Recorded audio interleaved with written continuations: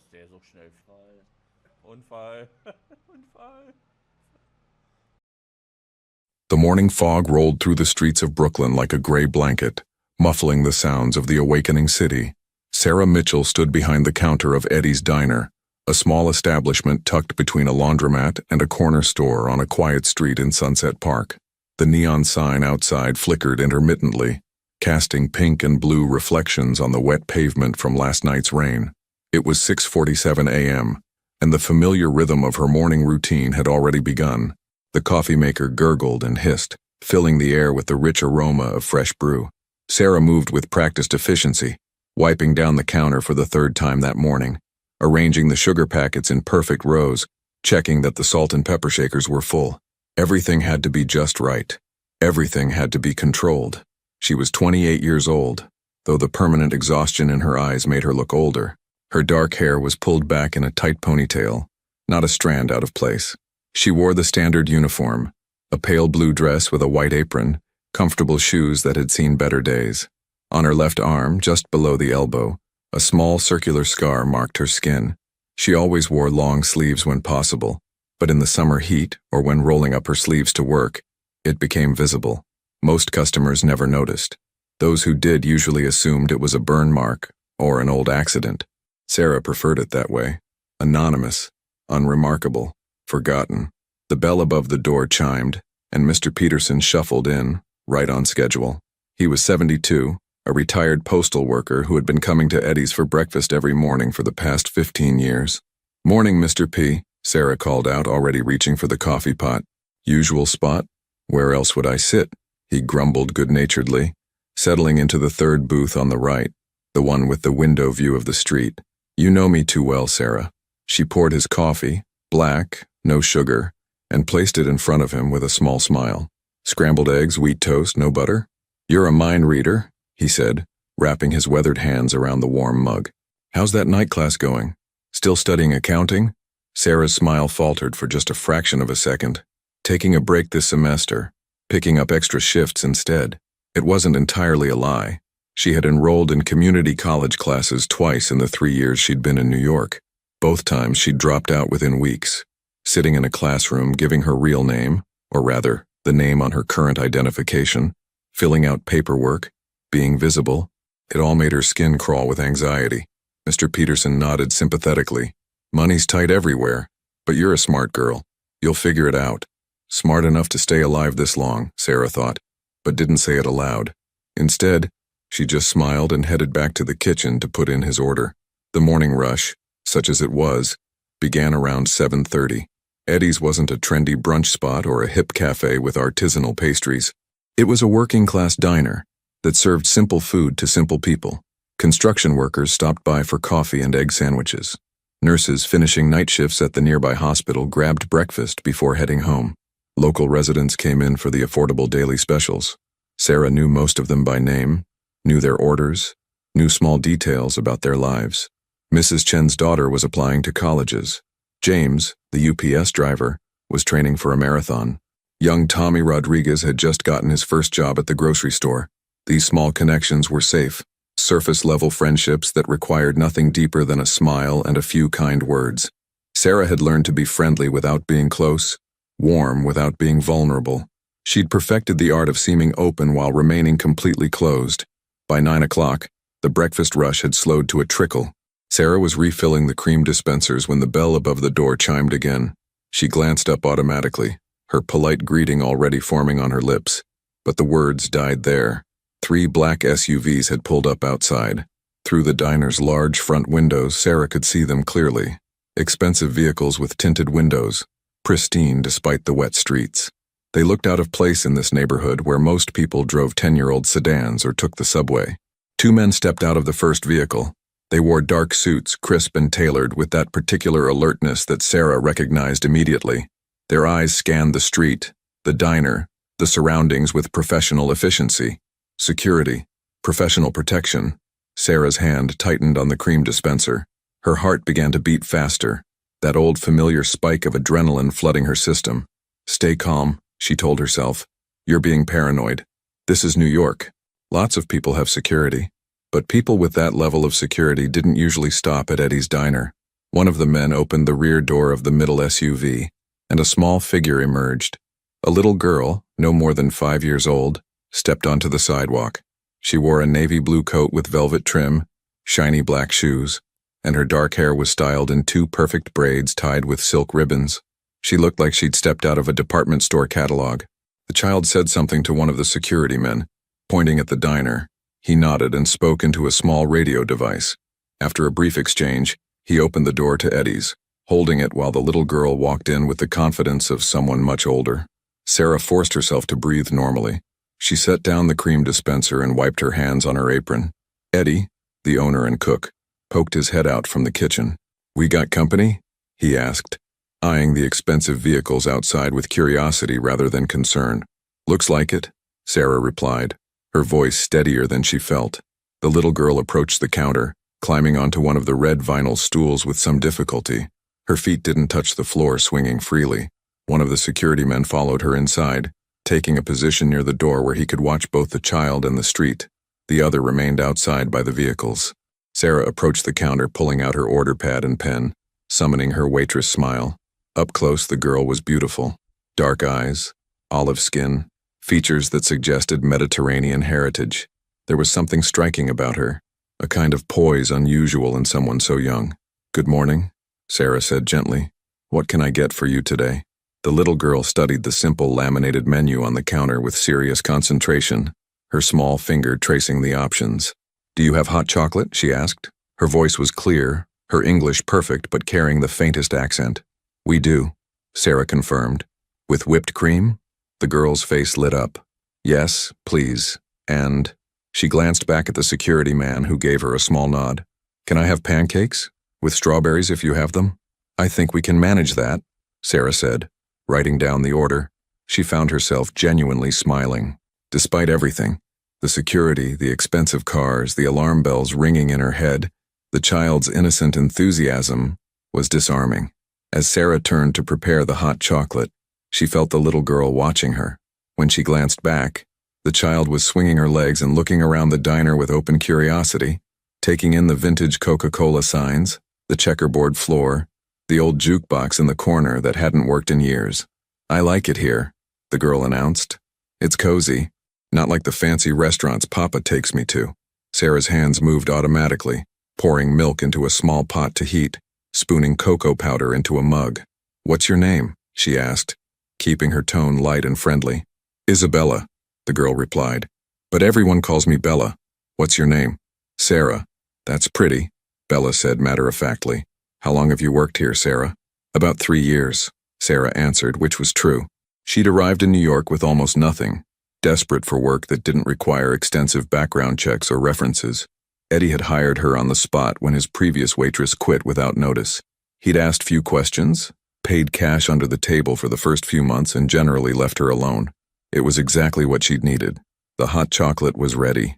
Sarah topped it with a generous swirl of whipped cream and a sprinkle of cocoa powder, then placed it in front of Bella. The little girl's eyes widened with delight. "It's beautiful," she exclaimed, then carefully picked up the mug with both hands and took a small sip. It's perfect. Thank you, Sarah." "You're welcome, sweetheart. Pancakes will be ready in a few minutes." Sarah moved to put in the order with Eddie, but she could feel the security man's eyes on her. He was doing his job, she told herself, watching over the child. It wasn't about her. There was no reason for anyone to be looking for her here, in this neighborhood, in this life she'd so carefully constructed. While Eddie prepared the pancakes, Sarah busied herself with other tasks. Mr. Peterson needed a coffee refill. A couple in the corner booth wanted their check. She moved through her routine, but part of her awareness never left the little girl at the counter. Bella was humming softly to herself, swinging her legs, occasionally taking delicate sips of her hot chocolate. She seemed completely at ease, as if stopping at random diners with armed security was perfectly normal. Maybe for her it was. When the pancakes were ready, Sarah brought them over, a stack of 3, perfectly golden, with fresh strawberries arranged on top and maple syrup on the side. Bella's face broke into a wide smile. "These look amazing," she said, picking up her fork. "Will you eat with me, Sarah? I don't like eating alone." Sarah hesitated. "I'm working, honey, but I can stay and chat while you eat if you'd like." "Yes, please," Bella said, cutting into her pancakes with the careful concentration of a child still mastering the skill. Sarah leaned against the counter, maintaining her professional demeanor, but genuinely curious about this unusual child. "So, what brings you to this neighborhood today?" Bella shrugged, chewing thoughtfully before answering. "Papa had a meeting nearby. I wanted to come with him instead of staying home with my tutor. He said I could pick where to have breakfast, and I saw your sign from the car. The pink and blue lights looked pretty." "Well, I'm glad you stopped in," Sarah said, and meant it. Despite her initial anxiety, there was something refreshing about Bella's straightforward, innocent presence. They chatted while Bella ate. The girl talked about her home, though she was vague about location. Sarah noticed she'd been taught not to share too many details with strangers. She mentioned her father often, clearly adoring him. She talked about her tutors, her piano lessons, the books she was reading. She was obviously intelligent, articulate beyond her years, yet still had that unfiltered honesty that young children possess. Sarah found herself relaxing slightly, drawn into the simple pleasure of conversation with someone who saw her as nothing more than a friendly waitress. Then it happened. Sarah reached across the counter to refill Bella's water glass, and her sleeve rode up slightly, exposing her forearm and the small circular scar just below her elbow. It was only visible for a moment, but Bella's sharp eyes caught it, the little girl's gaze fixed on the mark. Her fork paused halfway to her mouth. Then, with the innocent directness of a child, she spoke. "That mark on your arm," Bella said, pointing with her fork. "My father has one too. Right here." She touched her own arm in approximately the same location. "He told me it's from a long time ago, from before I was born." The water glass trembled in Sarah's hand. For a moment, the diner seemed to contract around her, the sounds becoming muffled, her vision narrowing. That old familiar fear flooded through her system, ice-cold and paralyzing. A scar, a matching scar. Sarah's mind raced, cataloging possibilities, implications. Coincidence? Unlikely. A test? A message? Had she been found? Had someone sent this child as a way to communicate that they knew who she was? She became aware that she'd been silent too long. Bella was watching her with innocent curiosity, not understanding why her simple observation had caused such a reaction. The security man by the door had straightened slightly, his attention sharpening. Sarah forced herself to breathe, to smile, to respond. "Oh, this?" She glanced at her arm as if noticing the scar for the first time. "Old accident? Nothing interesting." Her voice sounded strained even to her own ears. Bella accepted this explanation with a small nod, returning her attention to her pancakes. But Sarah's hands were shaking as she set down the water pitcher. She turned away, pretending to need something from under the counter, using the moment to compose herself. When she straightened up, she saw the security man watching her more carefully now. His expression was neutral, professional, but there was assessment in his eyes. He'd noticed her reaction. Sarah's training, buried under 3 years of ordinary life, kicked back in. Don't run. Don't act suspicious. Maintain normalcy. She'd spooked herself, that was all. A little girl had made an innocent comment. It meant nothing, but her instincts, honed through experiences she tried hard not to remember, screamed otherwise. Bella finished her pancakes and her hot chocolate, chattering away about various topics, oblivious to Sarah's inner turmoil. When she was done, the security man approached the counter. "The check, please," he said. His voice was deep, professional, with a slight accent Sarah couldn't quite place. Sarah's hands were steadier now as she wrote up the bill. The man pulled out a money clip, not a wallet, and peeled off several bills, more than enough to cover the meal, and leave a generous tip. "Keep the change," he said. "Thank you," Sarah replied automatically. Bella climbed down from her stool, smoothing her coat. "Thank you for breakfast, Sarah. You're very nice. I hope we can come back." "You're welcome anytime," Sarah said, her smile more genuine now. Whatever else was happening, the child herself was innocent. The security man held the door and Bella walked out, waving goodbye through the window. Sarah watched as they returned to the middle SUV. The vehicles pulled away smoothly, disappearing into the morning traffic. The diner seemed very quiet after they left. Eddie poked his head out of the kitchen. "Well, that was different. Kid seemed sweet, though. Good tipper, too." "Yeah?" Sarah said distantly, staring at the spot where the SUVs had been parked. The rest of the morning shift passed in a blur. Sarah went through the motions, taking orders, serving food, cleaning tables, but her mind was elsewhere. She kept replaying the moment over and over, the little girl's words. The observation about the scar, the way the security man had looked at her afterward, it could mean nothing. It probably meant nothing. But in Sarah's experience, coincidences were dangerous. By 2 o'clock, her shift was over. Eddie's daughter Maria came in to take over the afternoon. Sarah hung up her apron, grabbed her jacket from the back room, and headed out into the cool autumn air. She walked 6 blocks before allowing herself to check if she was being followed. It was an old habit, one she'd tried to break but never quite could. She paused at a corner store, pretending to look at newspapers while using the window's reflection to scan the street behind her. Nothing obvious. She took the subway to Queens, where she rented a small studio apartment above a Korean grocery store. The rent was cheap, the landlord asked no questions, and there were 3 different exits from the building, something Sarah had prioritized when looking for a place to live. Inside her apartment, she locked the door, engaged the deadbolt, and slid the chain into place. Then she stood in the middle of her small living space, finally allowing herself to feel the full weight of her anxiety. The apartment was sparse. A futon that served as both couch and bed, a small table with 1 chair, a kitchenette barely big enough to turn around in. But most tellingly, there was almost nothing personal. No photographs, no mementos, no decorations that might reveal anything about who she was or where she'd come from. The apartment of someone ready to disappear at a moment's notice. Sarah walked to the bathroom and stood in front of the small mirror above the sink. She pushed up her sleeve, exposing the scar on her left arm. It was about the size of a dime, slightly raised, the skin discolored and puckered. She'd had it for 4 years now. 4 years since the night that had changed everything, that had sent her running across the country with a new name and terror in her heart. She touched the scar gently, remembering. Then she forced herself to stop. "You're being paranoid," she told herself firmly. A little girl made an innocent comment. Her father has a scar. Lots of people have scars, it doesn't mean anything. But the fear remained coiled tight in her chest.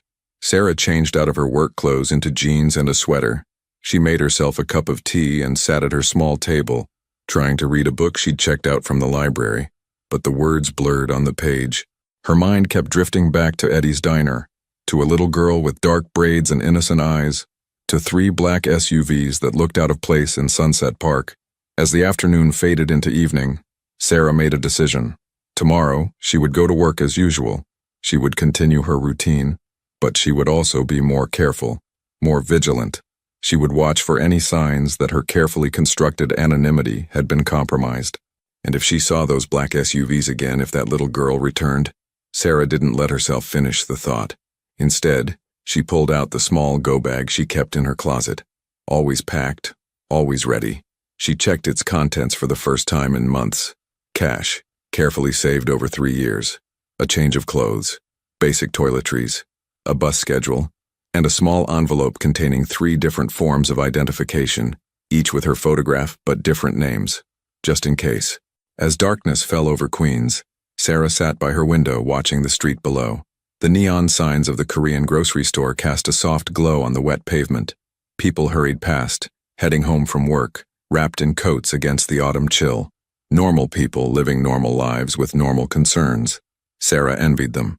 She touched her scar one more time, a gesture that had become almost unconscious over the years. A permanent reminder of the life she'd fled, the person she'd been, the choices that had led her to this small apartment, this borrowed name, this carefully maintained invisibility. Tomorrow she would return to Eddie's diner. She would smile at Mr. Peterson and pour his coffee. She would make small talk with the regulars and serve eggs and pancakes with professional efficiency. And she would wait to see if a little girl with dark braids and knowing eyes would return, bringing with her the past Sarah had tried so hard to outrun. The night deepened. The city hummed with its endless activity. And Sarah Mitchell, if that was even her real name, sat in the darkness of her apartment, alert and afraid, watching for shadows that might or might not be there. Sleep did not come easily that night. Sarah lay on her futon, staring at the ceiling of her studio apartment as the headlights of passing cars swept across the walls like searchlights. The sounds of Queens at night filtered through her window, distant sirens, the rumble of the subway beneath the street, the occasional shout of someone stumbling home from a late shift or a neighborhood bar. She'd lived in this apartment for 2.5 years, and she knew every sound, every rhythm of this place. The elderly couple upstairs who went to bed at exactly 9 o'clock. The Korean grocery store owner who left at 10:30, locking up the shop below. The teenager next door who played video games until 2 in the morning. The muffled sounds of explosions and music bleeding through the thin walls. These sounds had become familiar, almost comforting in their predictability. But tonight, they felt different. Tonight, every noise made her tense. Every creak of the building settling made her hand instinctively reach for the go bag beside her bed. At 3 in the morning, she finally gave up on sleep. She made coffee and sat at her small table, watching the street below through a gap in the curtains. The rational part of her mind tried to impose order on her thoughts. A child had noticed a scar. That was all. Children noticed things. They commented on them without filter or guile. It meant nothing. But the other part of her mind, the part that had kept her alive, the part trained to see patterns and assess threats, whispered different possibilities. What if the little girl's father wasn't just anyone? What if he was someone from that world, the world Sarah had left behind? What if the matching scar wasn't coincidence but recognition? What if sending the child had been intentional, a message that said, "We know where you are"? Sarah rubbed her eyes, exhausted, but wired. She was doing it again, spiraling into paranoia, seeing conspiracies in innocent events. This was why she couldn't hold down a normal job, why she couldn't finish college courses, why she couldn't maintain relationships deeper than surface-level pleasantries. The fear never fully left her. By 5:30, she showered and dressed for her shift. The face that looked back at her from the bathroom mirror was pale, dark circles under her eyes. She applied a little makeup, not too much, never enough to draw attention, and pulled her hair back into its usual ponytail. Then she covered the scar on her arm with concealer before rolling down her sleeves, a habit she'd developed over the years. The subway ride to Brooklyn was quiet at this early hour. Sarah sat with her back to the wall, watching the other passengers with practiced discretion, a nurse in scrubs, her eyes closed in exhaustion, a construction worker with paint-stained hands reading a newspaper, a young mother with a sleeping toddler in her lap, all normal, all innocent. She arrived at Eddie's diner at 6:15, 15 minutes before her shift officially started. Eddie was already there, prepping the kitchen, the smell of bacon and coffee filling the air. "You look tired," he commented when she came in through the back door. "You okay?" "Didn't sleep well," Sarah admitted. It was close enough to the truth. Eddie grunted sympathetically. "There's fresh coffee. Help yourself before the morning rush." Sarah poured herself a cup and began her opening routine, checking supplies, setting up the counter, arranging the condiments. The familiar tasks helped calm her nerves. This was her life now. Simple, predictable, safe. She just needed to remember that. Mr. Peterson arrived at 6:47 as always, then Mrs. Chen at 7:15, James, the UPS driver, at 7:30. The morning unfolded in its usual pattern, and Sarah began to relax. Perhaps yesterday had been an anomaly. Perhaps those black SUVs would never return. She was refilling the coffee station at 9:20 when she heard it, the distinctive sound of expensive engines pulling up outside. Her heart stopped. Slowly, she turned toward the window.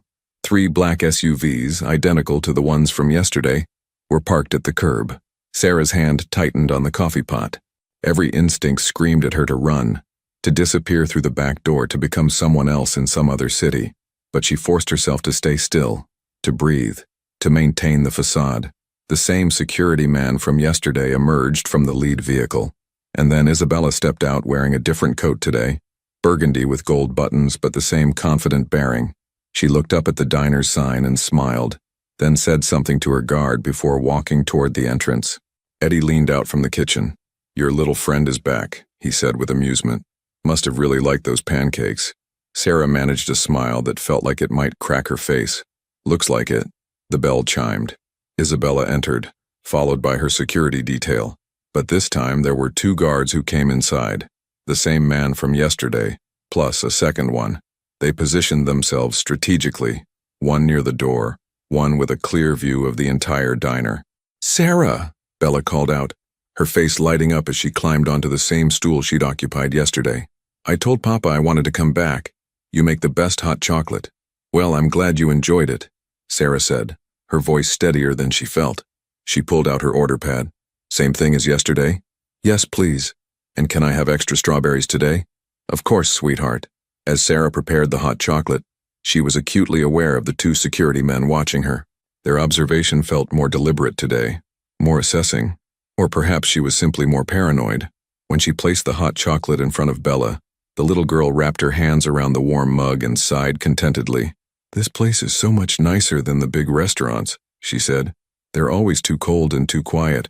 Here it feels like people actually live here." Sarah couldn't help but smile genuinely at that. "I think that's the nicest compliment this diner's ever received." "It's true," Bella insisted. "Papa's assistant always makes reservations at fancy places with white tablecloths and waiters who look scared all the time. But I like it here better. Is it okay if I come back sometimes?" "You're welcome any time," Sarah said, and meant it. Despite everything, despite her fear and suspicion, there was something genuinely sweet about this child. The pancakes arrived, perfectly golden with extra strawberries as requested. Bella ate with delicate precision, occasionally swinging her legs and humming. Between bites, she chatted about various topics. A book her tutor had given her, a piano recital she was preparing for, the weather turning colder. "Do you have children, Sarah?" Bella asked suddenly, looking up with those dark, intelligent eyes. The question caught Sarah off guard. "No, I don't." "Do you want children someday?" Sarah hesitated. It was a normal question, innocent in its asking, but it touched on futures she'd long ago stopped allowing herself to imagine.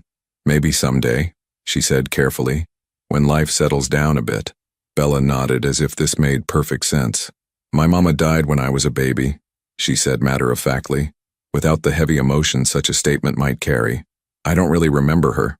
It's just been Papa and me. And our staff, of course. And Uncle Marco. He's not really my uncle, but I call him that. He's Papa's best friend." "I'm sorry about your mother," Sarah said softly. Bella shrugged. "Papa says she was very beautiful and very kind. He keeps her pictures in his office. Sometimes I see him looking at them when he thinks I'm not watching." She took a sip of hot chocolate. "Do you have family, Sarah?" Another loaded question. "Not nearby," Sarah answered, which was true in every sense that mattered. Her family, whoever they were, wherever they were, existed in a life she'd left behind. The woman she'd been before had family. Sarah Mitchell did not. "That must be lonely," Bella said with unexpected insight for someone so young. "Sometimes," Sarah admitted. "But I have friends here, regular customers who I've gotten to know. It's different, but it's nice." Over the next 45 minutes, as Bella ate her breakfast, an unexpected rapport developed between them.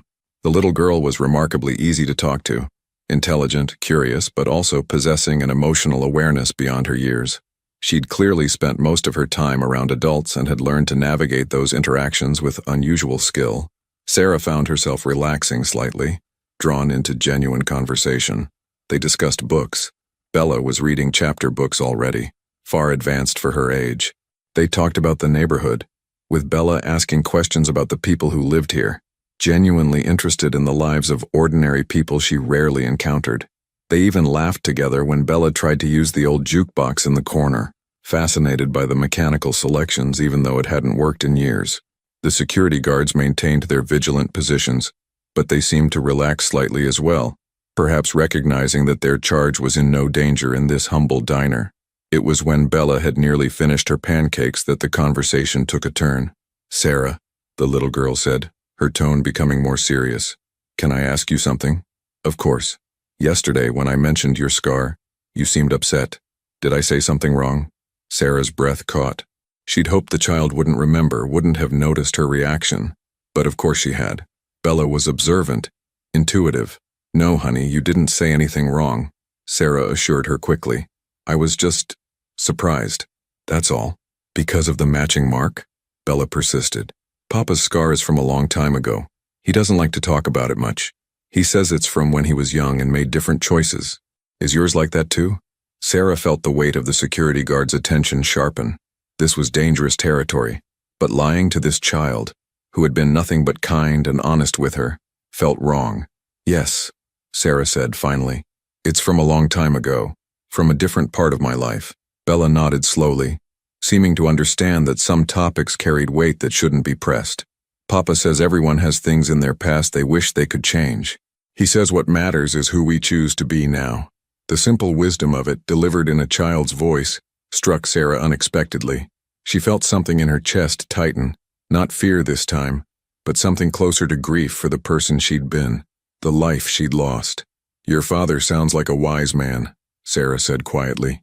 He is, Bella agreed with certainty. He's the best papa in the whole world. Even when he has to work a lot and I don't get to see him as much as I want, he's teaching me important things, like loyalty and honor and taking care of the people who depend on you. There was something in the way she said it, a particular emphasis on certain words, that made Sarah's instincts prickle again. Taking care of people who depend on you. In certain contexts, in certain worlds, those words carried specific meanings. Before Sarah could dwell on it, Bella glanced at the clock on the wall. Oh, I need to go soon. Papa will be done with his meeting. She looked at Sarah with sudden seriousness. Can I ask you one more thing? Sure, sweetheart. Are you happy here? At this diner, in this neighborhood? Is this where you want to be? It was such an unexpected question, so direct and yet so profound. Sarah found herself answering honestly. I'm safe here, and sometimes, safe is enough. Bella tilted her head, considering this. Papa says that too sometimes, that safe is important, but he also says that just surviving isn't the same as living. She hopped down from her stool, smoothing her coat. I hope someday you get to do more than just be safe, Sarah. You're too nice to just be surviving. The words hit Sarah like a physical thing. This 5-year-old child had somehow seen through her carefully constructed walls, had identified the truth Sarah barely admitted to herself. One of the security guards approached the counter. It was a different man from yesterday, taller, with gray at his temples. Time to go, Miss Isabella, he said gently but firmly. Okay, Uncle Marco, Bella said, confirming this was the man she'd mentioned earlier. She turned back to Sarah. Can I hug you goodbye? Sarah hesitated only a moment before nodding. Bella wrapped her small arms around Sarah's waist, and Sarah found herself returning the embrace. Careful but genuine. When was the last time she'd hugged anyone? She couldn't remember. Thank you for breakfast, Bella said. I'll come back again if Papa allows it. I'd like that, Sarah said, surprising herself by meaning it. As Bella headed toward the door, the man called Marco approached the counter to pay. He pulled out the same type of money clip as yesterday, but before paying he looked at Sarah directly. She likes you, he said, his voice low, carrying a slight Italian accent. Isabella doesn't usually connect with people so quickly. She's a special child, Sarah replied carefully. She is, Marco agreed. His eyes, sharp, assessing, studied Sarah's face. You're good with her, patient, kind. He paused meaningfully. Not everyone knows how to talk to children who've grown up in unusual circumstances. The statement hung in the air between them, loaded with implications. Sarah felt her pulse quicken, but kept her expression neutral. I just treat her like any other kid. That's exactly what she needs, Marco said. He placed several bills on the counter, again more than enough to cover the meal. We'll be in the neighborhood for a few more days. I suspect she'll want to return. It wasn't quite a question, but it required an answer. Sarah nodded. She's welcome here. Marco's expression shifted almost imperceptibly. A slight softening, a hint of approval. Good. He tapped the counter once, then turned and followed Isabella out of the diner. Sarah watched through the window as they climbed into the middle SUV. Just before the door closed, Bella waved enthusiastically. Sarah raised her hand in response, offering a small smile. The vehicles pulled away, disappearing into the Brooklyn traffic. Eddie emerged from the kitchen, wiping his hands on his apron. That kid's really taken a shine to you. And that guy, the older one, he left another big tip. He shook his head in bemusement. Maybe we should put you in charge of customer relations. Sarah managed a weak laugh. I think I'll stick to just waiting tables. The rest of her shift passed in a haze. She went through the motions automatically, taking orders, serving food, cleaning tables. But her mind was elsewhere, replaying every word of her conversation with Bella, analyzing every glance from the security guards, particularly Marco. His words echoed in her thoughts. Children who've grown up in unusual circumstances. What exactly did that mean? And more importantly, what had he been trying to communicate by saying it? When her shift ended at 2 o'clock, Sarah walked the 6 blocks to the subway with heightened awareness. She couldn't shake the feeling that she was being watched, though every time she checked, she saw nothing suspicious. On the subway back to Queens, she sat in her usual position, back to the wall, eyes scanning the car, a man in a business suit reading his phone, 2 teenage girls laughing over something on a shared screen, an elderly woman with shopping bags, all normal, all innocent. But Sarah's training whispered otherwise. The man in the business suit had gotten on at the same stop as her. The teenage girls had glanced in her direction 3 times. Were they following her? Or was she seeing threats where none existed? By the time she reached her apartment, her nerves were frayed. She locked the door, engaged all 3 locks, and stood in the middle of her small space trying to calm her racing heart. She was being irrational, paranoid. A little girl liked her. That was all. The security guard had been making polite conversation. There was no conspiracy, no threat, no hidden agenda. But even as she told herself this, Sarah found herself going to her closet and checking her go bag again, making sure everything was still there, still ready, just in case. The next morning, Wednesday, she almost called in sick. The temptation to hide in her apartment to avoid the diner and any possibility of seeing those black SUVs again was overwhelming. But calling in sick would be a break in her routine, a deviation that might draw attention. And besides, Eddie depended on her. The regular customers expected her. So she went to work.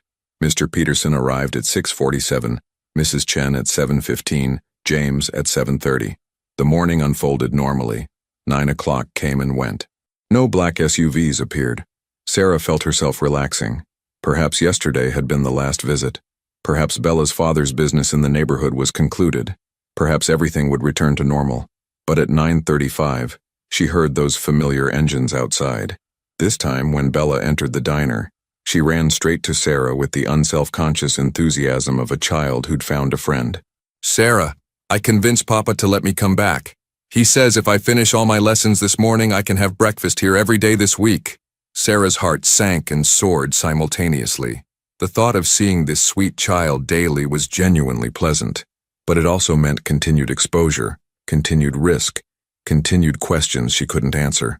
"Well, I'm happy to see you," Sarah said, and it was true, despite her complicated feelings. "Your usual?" "Yes, please." Over the next 3 days, a pattern developed. Each morning around 9:30, the black SUVs would arrive. Bella would bound in, full of energy and stories about her lessons, her piano practice, the books she was reading. She'd eat her pancakes and strawberries, drink her hot chocolate, and chat with Sarah about everything and nothing. And with each visit, the little girl shared more about her life, small details that, individually, meant little. But together they painted a picture that made Sarah increasingly uneasy.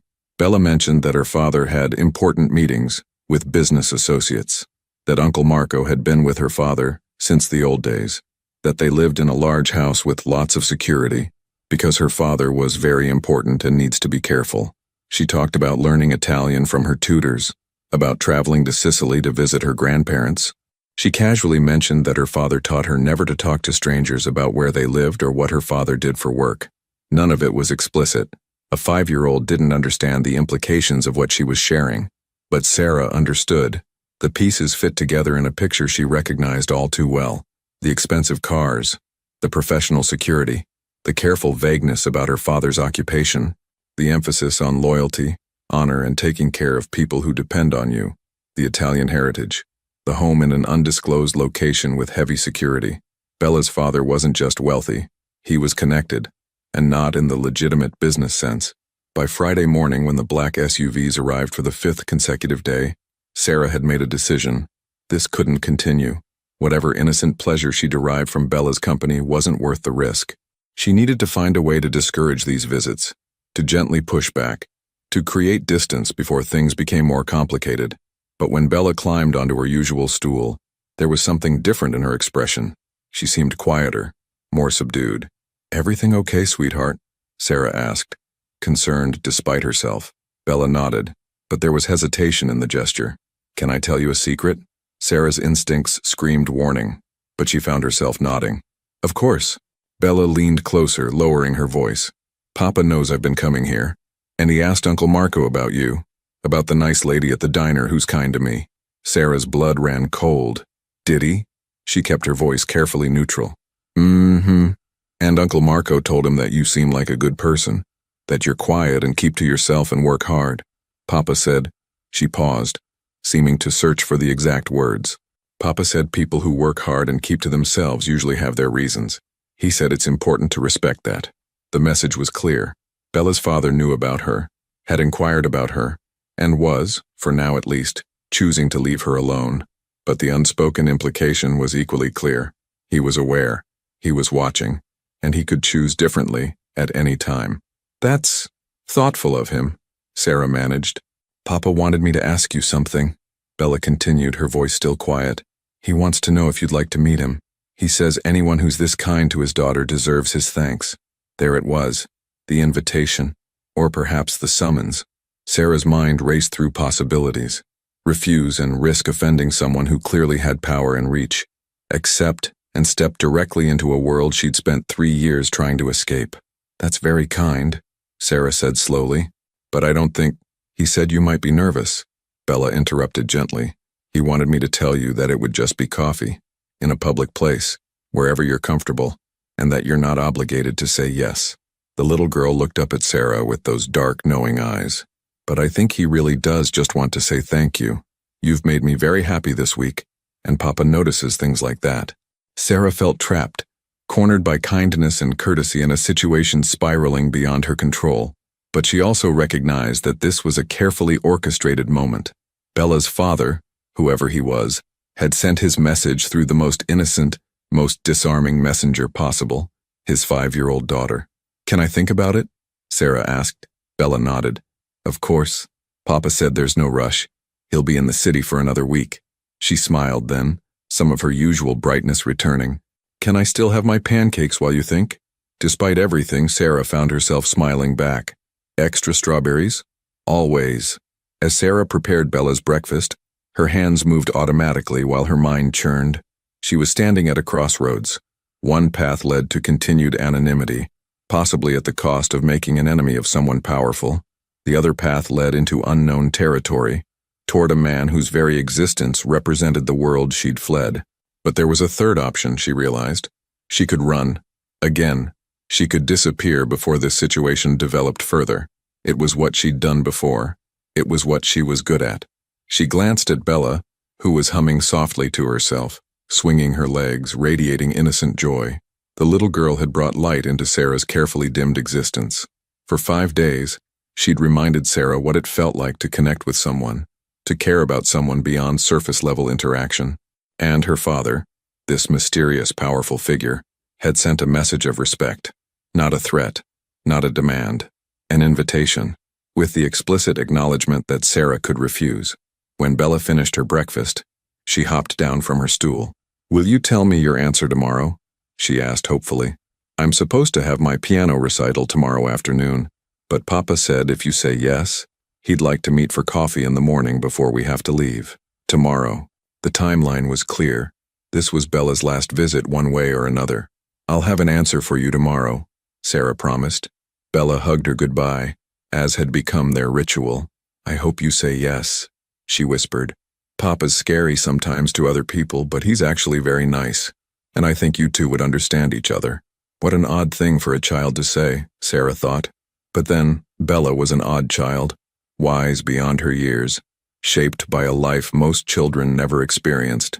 After the SUVs left, Sarah finished her shift in a daze. She walked to the subway, rode home to Queens, climbed the stairs to her studio apartment, locked all 3 locks, and stood in the middle of her small space, finally allowing herself to feel the full weight of her situation. She could run, pack her go bag, use one of her alternate identities, be on a bus to somewhere new before dawn.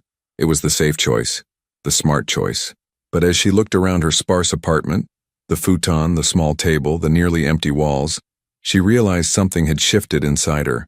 3 years of hiding, 3 years of surface-level existence, 3 years of just surviving. Bella's words echoed in her mind. Just surviving isn't the same as living.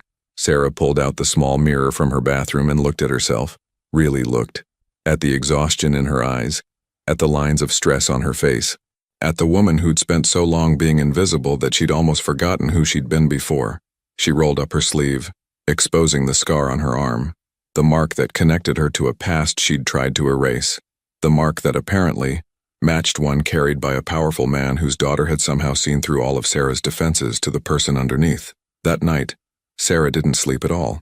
She sat by her window, watching the street below, thinking about choices and consequences, about the past and the future, about survival and living.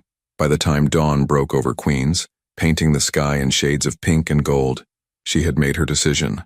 Saturday morning arrived with unusual clarity. The autumn sky over Brooklyn was a brilliant blue, scrubbed clean by overnight rain. Sarah stood outside Eddie's diner at 6:30 a.m., a full hour before her shift was scheduled to begin. She'd been awake all night, and rather than sit alone in her apartment with her spiraling thoughts, she decided to come here, to the one place that had felt like stability for the past 3 years. Eddie was surprised to see her so early. "You're here before the coffee's even ready," he said, unlocking the front door. "Everything okay?" "Just couldn't sleep," Sarah replied, which was becoming her standard answer. "You've been saying that a lot this week," Eddie observed, flipping on the lights. The fluorescent bulbs flickered to life, casting their familiar glow over the checkerboard floor and vinyl booths.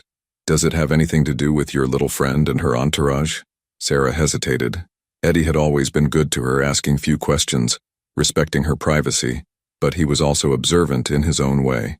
"Maybe," she admitted. Eddie nodded slowly, moving behind the counter to start the coffee maker. "Look, Sarah, I don't know what your story is, and I've never asked because I figure everyone's entitled to their privacy. But I've been running this diner for 32 years, and I've seen a lot of people come through those doors. Some running from something, some running towards something, most just trying to get by." He paused, measuring coffee grounds with practiced precision.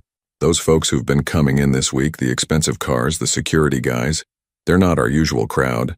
And that little girl seems sweet, but people like that don't usually take such an interest in waitresses at neighborhood diners unless there's a reason." Sarah felt her throat tighten. "I know. So here's what I want to say," Eddie continued, his tone gentle but firm. "Whatever you decide to do, wherever you decide to go, you've got a place here as long as you want it. No questions asked. But if you need to leave suddenly, I'll understand that too. Just be careful, okay?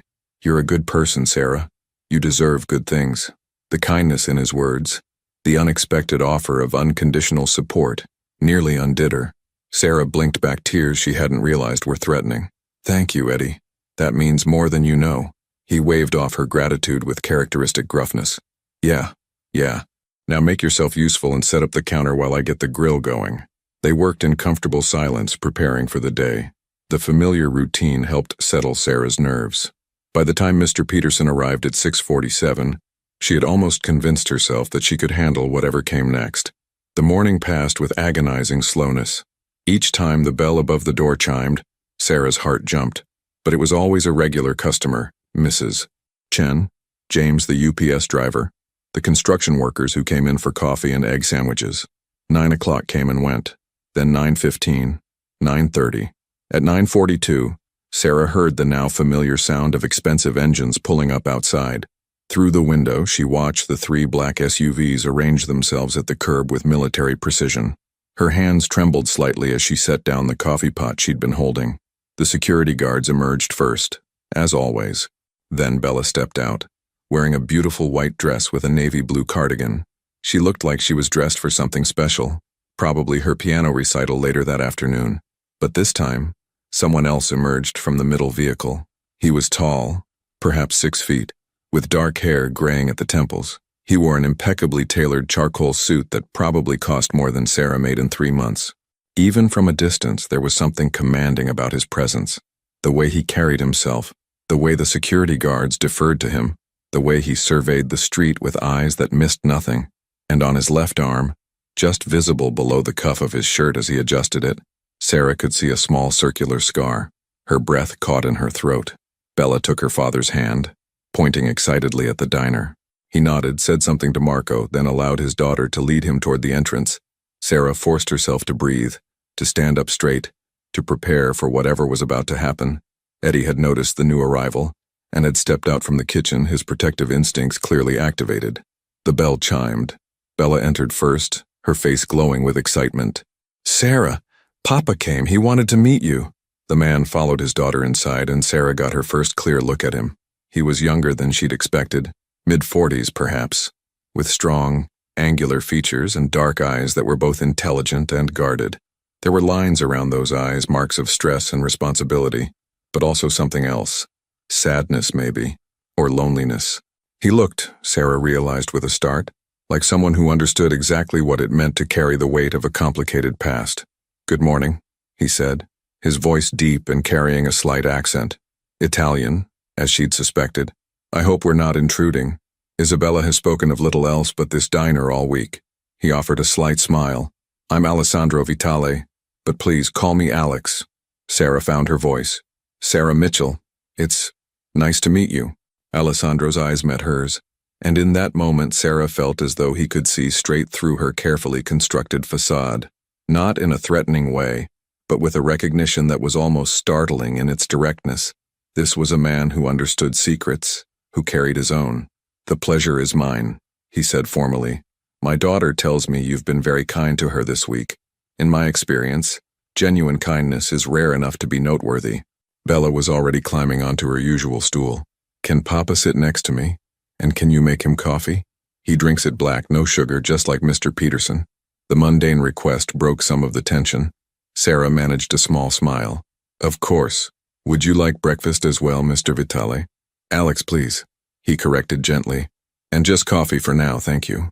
As Sarah prepared the coffee, she was acutely aware of Alessandro studying the diner with genuine interest. His gaze took in the vintage Coca-Cola signs, the old jukebox, the worn but clean vinyl booths.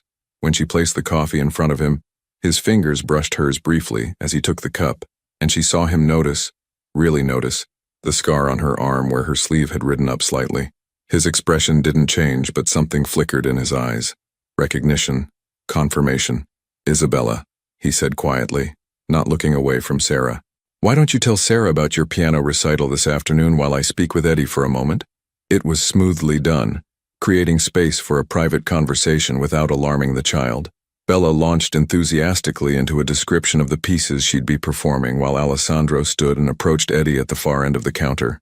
Sarah couldn't hear their conversation, but she could observe it. Alessandro spoke quietly, respectfully. Eddie's body language was defensive at first, protective but gradually relaxed.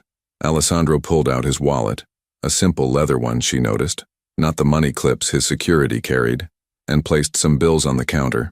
Not ostentatiously, but clearly enough to cover whatever he was requesting. After a few minutes, Alessandro returned to his seat. Eddie caught Sarah's eye and gave her a small nod. Permission, maybe? Or reassurance. "I've asked Eddie to close the diner for 30 minutes, Alessandro said quietly.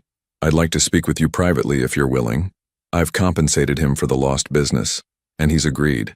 But Sarah," he paused, making sure she was looking at him. "You are under no obligation to stay. If you wish to leave right now, you may do so. I give you my word that there will be no consequences, no repercussions. You have my daughter to thank for that. She would never forgive me if I frightened away her new friend." Bella, oblivious to the undercurrents, was still chattering about her piano recital, her words tumbling over each other in excitement. Sarah looked at this man, this stranger who somehow wasn't a stranger at all. She could leave. He'd given her an explicit out. But she'd already made her decision during the long, sleepless night. Running had kept her alive, but it hadn't given her a life. "I'll stay," she said quietly. Alessandro nodded, something like approval, or perhaps relief, crossing his features. He turned to his daughter. "Bella, my sweet, Uncle Marco is going to take you to the car for a little while. I need to speak with Sarah about grown-up things." "Boring things?" Bella asked, making a face. "Very boring," Alessandro agreed with a smile. "But if you're patient, perhaps we can stop for gelato on the way to your recital." That was all the incentive Bella needed. She hugged Sarah quickly. "Don't let Papa scare you, he's actually very nice," and skipped out to where Marco was waiting by the door. Eddie hung a closed sign in the window and retreated to the kitchen, giving them privacy while remaining close enough if needed. The other security guards had positioned themselves outside. Through the window, Sarah could see Marco entertaining Bella, pointing out things on the street to keep her distracted. And then it was just Sarah and Alessandro Vitale, sitting across from each other in an empty Brooklyn diner on a Saturday morning, both carrying scars that matched. Alessandro took a sip of his coffee, then set the cup down carefully. When he spoke, his voice was quiet but clear. "I'm going to be direct with you, Sarah, because I suspect you appreciate directness. When Isabella mentioned your scar, I became curious. When she continued to request returning here day after day, I became more curious. So I asked Marco to make some inquiries." Sarah's hands tightened in her lap beneath the counter. "What he found was interesting," Alessandro continued. "Sarah Mitchell appeared in New York 3 years ago. Before that, there's very little trace of her existence. The social security number is legitimate, but recently activated. No significant credit history. No family connections that can be verified. No past employment that checks out under scrutiny. He paused. You're very good at being invisible. Most people wouldn't notice. But I'm not most people. Sarah's mouth was dry. Are you going to turn me in? Turn you in to whom? Alessandro asked, his tone almost gentle. I don't know what you're running from, Sarah. And unless you choose to tell me, I won't ask. What I do know is this. You've shown kindness and patience to my daughter. You've treated her like a normal child, not like the heir to complicated circumstances. That tells me something about your character. He shifted slightly, and his sleeve rode up, fully revealing his own scar. We both carry marks from our pasts, he said quietly. We both understand what it means to be someone other than who we once were. This gives us something in common, a certain understanding of the price of survival. Sarah found herself speaking before she could stop herself. How did you get yours? A mistake I made when I was 22, Alessandro replied without hesitation. I was young, arrogant, and thought I understood how the world worked. I learned otherwise. The scar is a reminder to be more careful, more thoughtful. He looked at her directly. How did you get yours? It was a fair exchange. He'd shown his cards. Now he was asking for hers. Sarah took a shaky breath, a consequence of trusting the wrong person. 4 years ago. It taught me to be very careful about who I let close. Alessandro nodded slowly as if this confirmed something he'd suspected. And yet you've let Isabella close.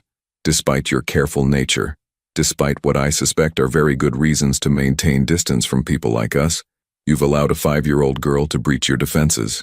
She's hard to resist, Sarah said with a slight smile. She's remarkable. You should be very proud. Something shifted in Alessandro's expression, a softening, a glimpse of the father beneath the careful exterior. I am.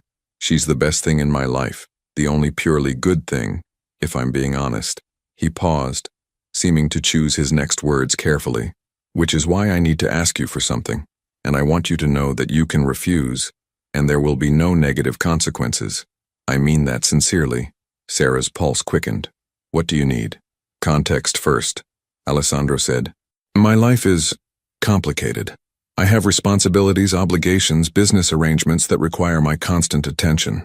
Isabella's mother died when she was 6 months old. Since then, it's been just the two of us, with help from Marco and our household staff. But Isabella needs more than security guards and tutors. She needs normalcy. She needs connection with people who see her as a child, not as what she represents. He took another sip of coffee, gathering his thoughts. This week, coming here, interacting with you, I've seen her happier than she's been in months. You give her something I can't provide, something our world doesn't often allow, a sense of normalcy, of simple, uncomplicated kindness. Sarah began to see where this was going. You want me to spend time with her. I want to hire you, Alessandro clarified. Not as staff, not as an employee in the traditional sense, but as a friend, someone who can take her to normal places, do normal things. Museums, parks, the library, places where she can be just a little girl, not Alessandro Vitali's daughter. He met her eyes. I would compensate you well, very well, and I would ask nothing of you beyond spending time with Isabella in public places, helping her experience a childhood that's as normal as possible given our circumstances. Sarah's mind reeled. You want to pay me to be friends with your daughter? I want to pay you for your time, Alessandro corrected. The friendship, that already exists, I think. Isabella talks about you constantly. She asked if you could come to her piano recital today. She wants to show you the books she's reading. She asked if you might teach her to make hot chocolate the way you do. He smiled slightly. I'm offering you employment that would allow you to leave the diner, to have financial security, while doing something I suspect you might actually enjoy. It was tempting, dangerously tempting. Financial security, a job that didn't leave her exhausted and smelling like fried food, the chance to spend time with a child she'd genuinely grown fond of. But, what's the catch? Sarah asked quietly. Alessandro's expression turned serious. The catch is that my world is not safe. I can provide security, the best security money can buy, but I can't guarantee absolute safety. There are people who would use Isabella to get to me if they could. By extension, anyone close to her becomes a potential target. So you're asking me to put myself at risk, Sarah said. I'm being honest about the reality, Alessandro replied. Though I should note, you're already at risk simply by existing, aren't you? Whatever you're hiding from, whoever you're running from, That danger hasn't disappeared just because you changed your name and moved to Brooklyn. He wasn't wrong. Sarah had never been truly safe, just temporarily hidden. I need time to think about it, she said. Of course. Alessandro agreed immediately. Take all the time you need. I'll be in the city until next Saturday. If you decide you're interested, call this number. He pulled a business card from his wallet and placed it on the counter. It was simple, elegant, just a phone number, no name or title. If you decide you're not interested, I'll respect that decision. Isabella will be disappointed, but she'll understand. He stood, leaving money on the counter for his coffee. Thank you for your time, Sarah. And thank you for being kind to my daughter. In my experience, genuine kindness is one of the rarest commodities in this world. As he turned to leave, Sarah found herself speaking. Mr. Vitale. Alex, can I ask you something? He turned back, waiting. Why me? You could hire anyone. Professional tutors, child specialists, people with actual qualifications. Why a waitress you know is hiding something? Alessandro was quiet for a moment, considering his answer. When he spoke, his voice was soft but firm. Because people with qualifications come with questions, expectations, judgments. They see Isabella as a project, a responsibility. You see her as a person, and because... He paused, seeming to debate how much to reveal. Because sometimes the people who understand pain are the ones best equipped to provide comfort. Your scars, both visible and invisible, they don't make you less qualified to care for my daughter. They make you more so. He held her gaze for another moment, then nodded once and walked out of the diner. Through the window, Sarah watched him lift Isabella into his arms. The little girl wrapped her arms around her father's neck, and even from a distance, Sarah could see the tenderness in the gesture, the love between them unmistakable and real. Eddie emerged from the kitchen after the SUVs had pulled away. You okay? He asked. I don't know, Sarah admitted honestly. What did he want?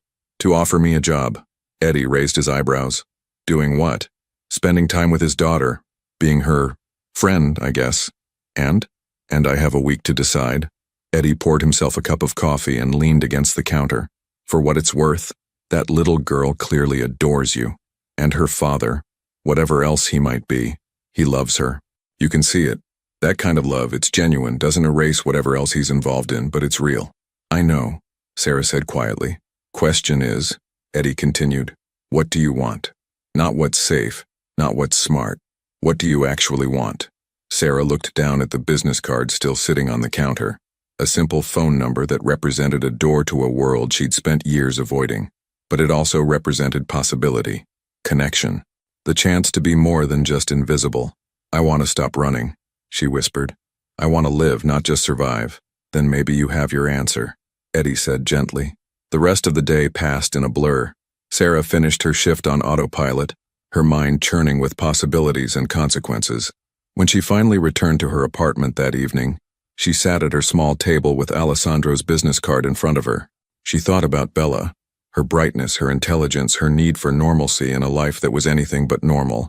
She thought about Alessandro, a man who clearly loved his daughter enough to reach out to a stranger, to offer trust when he had every reason to be suspicious.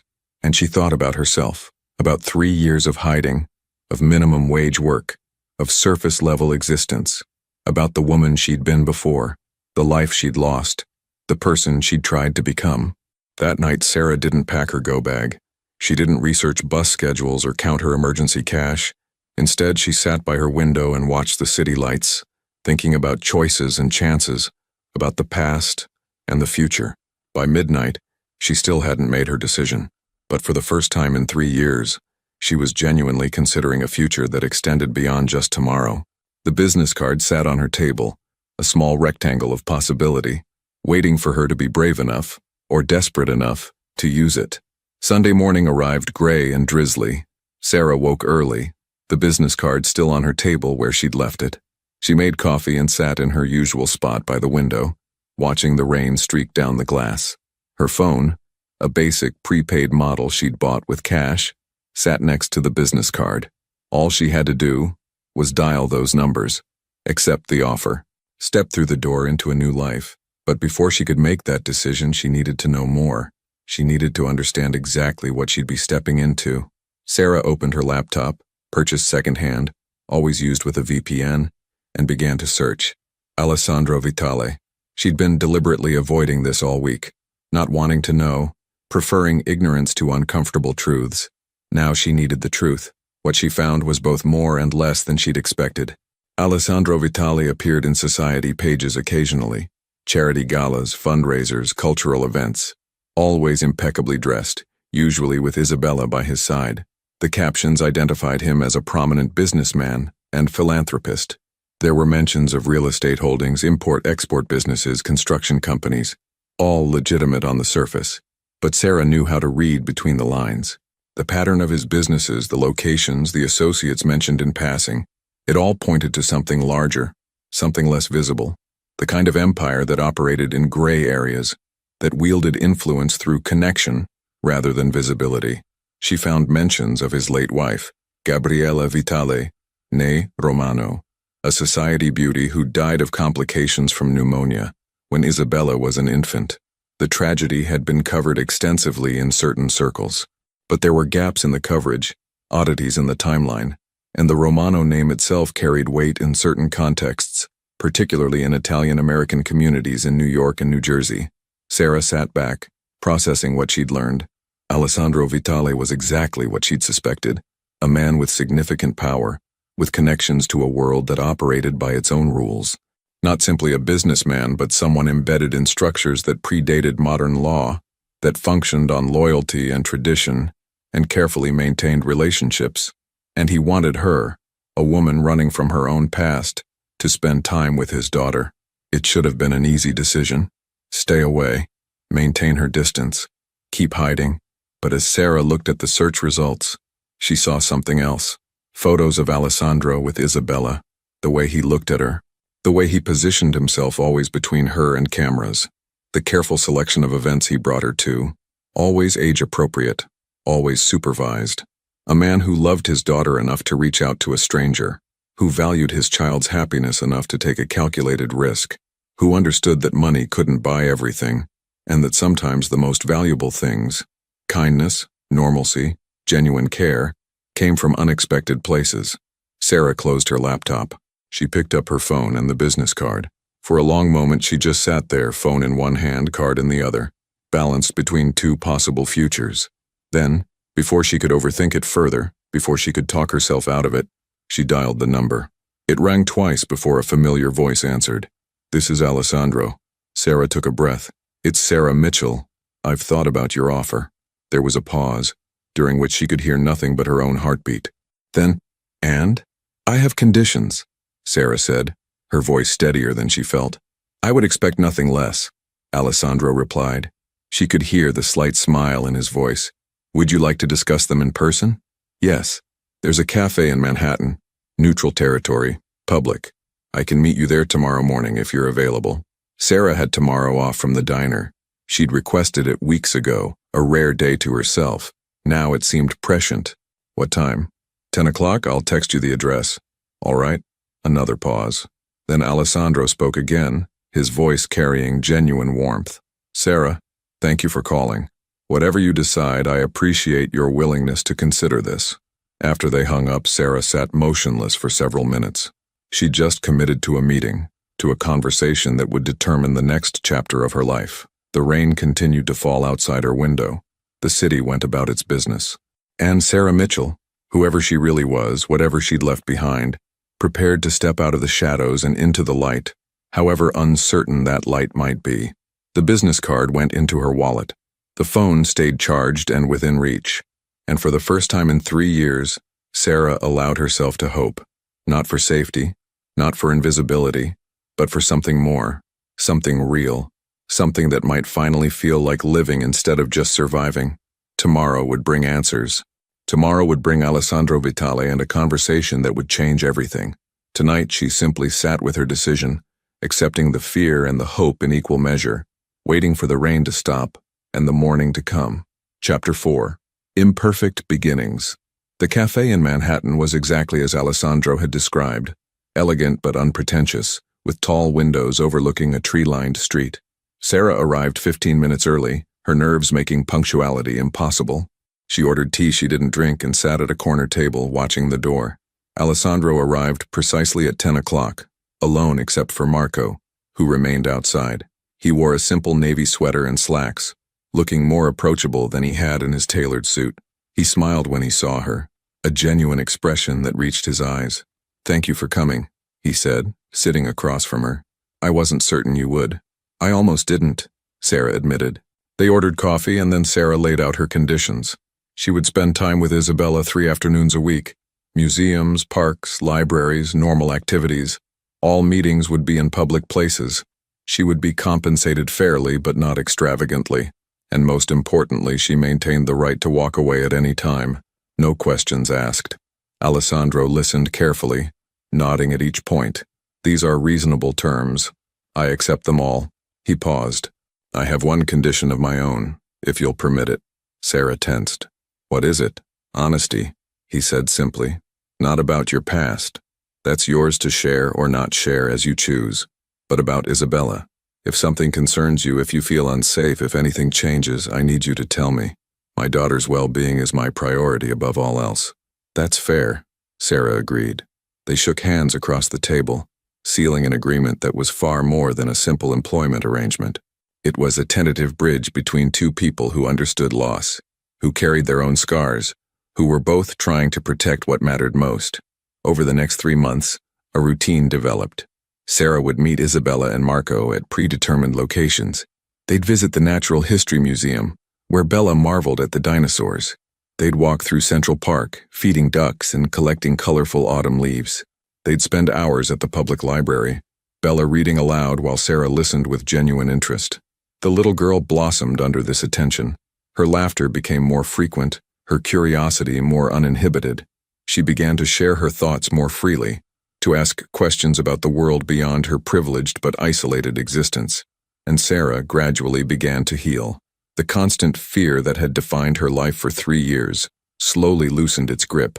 She still maintained her precautions, still kept her go-bag ready, but the desperate urgency to run faded. In its place grew something unexpected: connection, purpose, joy.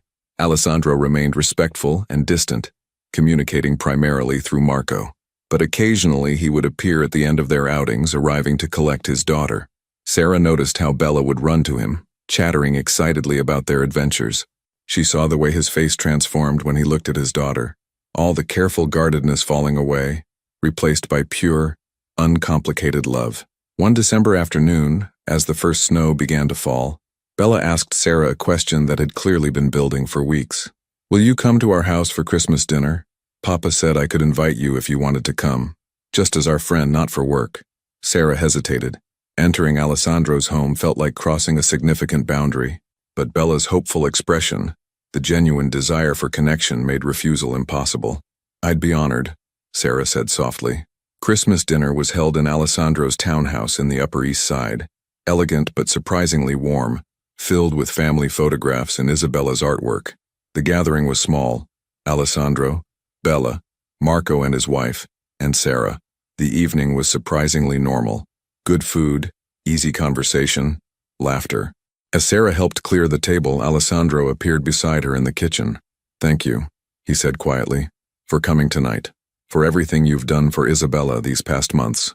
She's easy to care about," Sarah replied truthfully. Alessandro nodded, a slight smile playing at his lips. "She asked me last week if you might consider being her family. Not in any official capacity, just in the way that matters." He met Sarah's eyes. "I told her that family isn't always about blood. Sometimes it's about choice." Sarah felt tears prick her eyes. For 3 years she'd been alone, disconnected, surviving but not living. Now, standing in this warm kitchen with snow falling outside and the sound of Bella's laughter drifting from the other room, she felt something she'd thought lost forever. She felt like she belonged. "I'd like that," she whispered. "To be chosen family." Alessandro's smile widened, genuine and unguarded. "Then welcome home, Sarah." Outside, the snow continued to fall, blanketing the city in white. Inside, in the warm glow of Christmas lights, Sarah Mitchell, whoever she had been, whoever she was becoming, finally stopped running. Not because she'd found safety, but because she'd found something more valuable. She'd found people worth staying for. The future remained uncertain. The past still carried its shadows. But in that moment, surrounded by the imperfect, complicated, beautiful reality of chosen family, Sarah finally understood what it meant to live rather than merely survive. And it was enough. 6 months later, Sarah sat in the same Brooklyn diner where it had all begun, but this time as a customer rather than a waitress. Bella sat beside her, working on homework while Sarah sipped coffee. Eddie approached with a knowing smile. "Look at you two. Regular fixtures now. Some places are worth coming back to," Sarah said, glancing at the counter where she'd spent 3 years hiding in plain sight. Bella looked up from her math problems. "Sarah says this is where our story started, where she learned it was okay to stop being invisible." "Wise woman," Eddie said, winking at Sarah before returning to the kitchen. Sarah looked at her arm, at the scar she no longer bothered to hide. It was still there, a permanent reminder of her past. But now it felt different. Not a mark of shame, but a symbol of survival, of strength, of the journey that had led her here. To this diner, to this child, to this imperfect, beautiful, complicated life. And finally, after years of running, Sarah was home.